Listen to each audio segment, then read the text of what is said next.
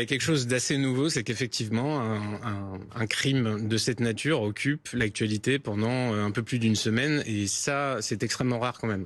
On a eu avant cela le cas Lola, on a eu quelques autres cas qui ont défrayé la chronique, mais pour que ça prenne une telle ampleur dans le débat public et médiatique, à ma connaissance, c'est assez nouveau en dehors des attentats terroristes et de ce genre des crimes qui ont déclenché des émeutes, etc. C'est un révélateur selon vous ?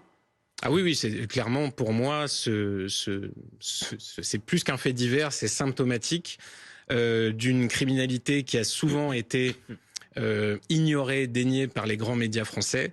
Moi, j'ai écrit là-dessus il y a 10 ans de cela, le livre La France orange mécanique, c'était déjà le cas à l'époque. À chaque fois qu'on disait qu'il y avait ultra-violence, qu'il y avait surreprésentation des individus issus de l'immigration dans ces violences, on me répondait extrême droite, etc. On disparaissait des plateaux et du débat. Et aujourd'hui, c'est plus possible. La pression est telle, la pression de l'opinion notamment, que les politiciens sont obligés de s'emparer du sujet et les médias de suivre.